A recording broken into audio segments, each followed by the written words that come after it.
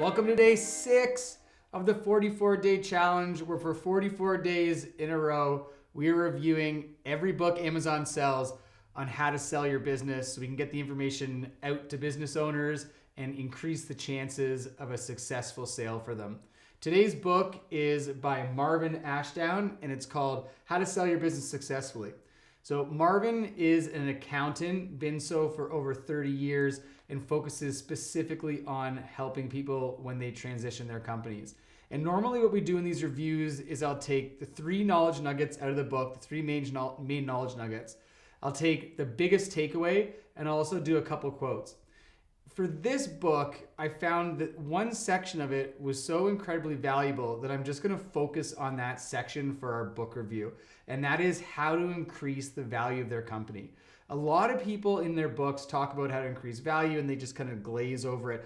But Merfyn, with his accounting background, really digs deep into this, and I think it's worth spending some time on it.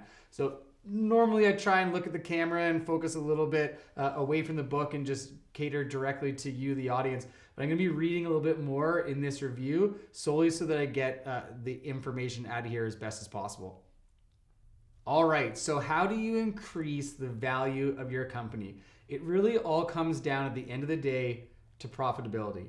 That number at the bottom line of your income statement, that net profit, that number is going to factor in more than anything on the value of your business. So you want to make sure that number is as high as it possibly can be. And every dollar you put there is going to either be $2 to $8 when a multiple is applied to it. So everything you can do to get that as high as you possibly can, that's what we want. And Merfyn takes us through every step. And now you're probably saying, Scott, the higher I make that number, the more I'm going to pay in taxes. That is true. So if you know that you're not going to be selling your business for 5-10 years, this isn't the time to do that. But if you're 2 years out from selling your business, now is the time that you want to push that number up, because that is going to drive your value and you're going to get a multiple of it.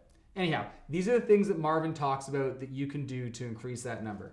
Obviously, number 1 is sales. Sales. He says, are your salespeople being as efficient as possible? Do they have all the tools they need? Do they have more skills they can be given so they can increase sales? Are there other avenues you can put your business into that your current customers would want to potentially buy off you so you can increase sales in different categories? Think about sales first. Second is gross margin. Might be impossible to increase your selling prices without a significant decrease in sales. I know for us, with our property management company, I bumped our prices up for some of our services by 30%, and we hardly lost any customers. That just, boom, fell 100% right to the bottom line. Could the cost of purchased materials and our direct labor costs be reduced? Are there ways of improving efficiencies in production and service and delivery? So that's for gross margins. Personnel. Firstly, as a housekeeping item, are your staff contracts up to date? You want your staff contracts up to date for when you go to sell your company, because it's going to make it easier, because the purchaser will have trust that those employees are going to stay on.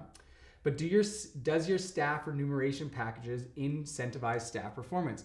And I find this really interesting, because when people think about staff and adding dollars to the bottom line, they think about reducing people's salary or reducing wages.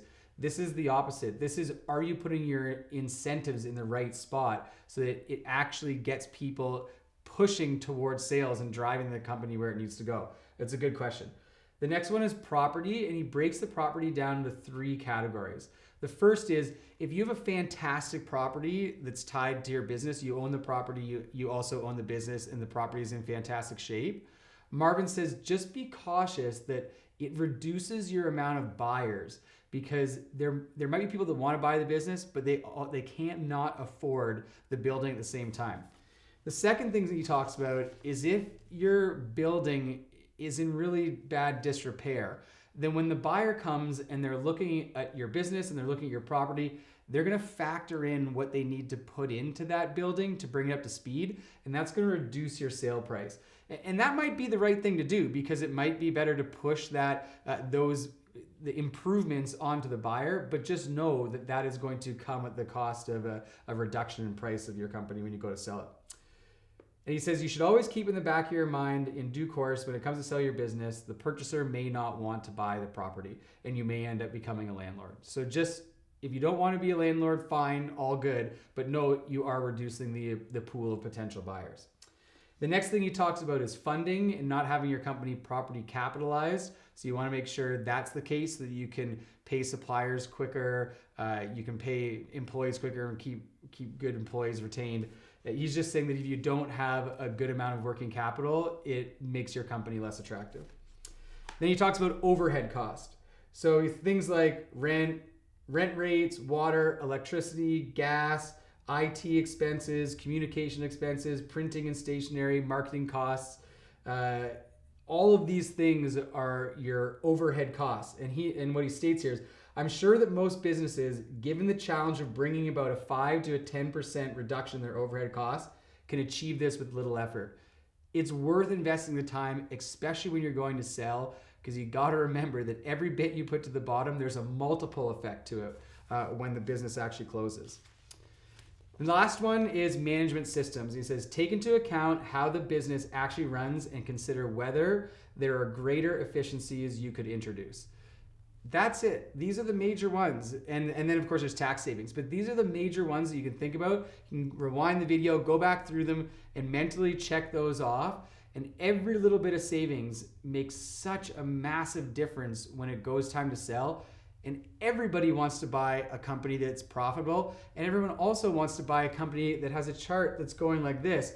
And if you can just, through efficiency, improve your profit and your bottom line and get an upward trend to your earnings year over year, that is going to build so much trust with the buyer that they are getting into a business that is doing well and is improving. And they can take that graph and say, I'm going to get the future improvements when I purchase this.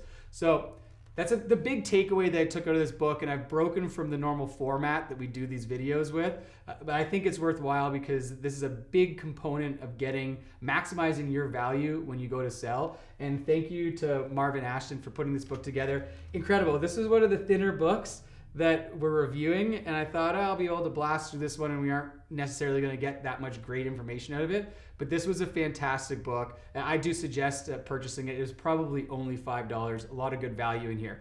Anyhow, that's our video for today. Tune in tomorrow for day 7 of the 44-day challenge. Follow us on whatever channel you would like. We're doing a whole bunch of every bit of social media that we can. We're going to get this out there because getting the information out to you guys is where it can actually be used, and it's of no use inside a book when nobody reads it. All right, have a great day. See you tomorrow.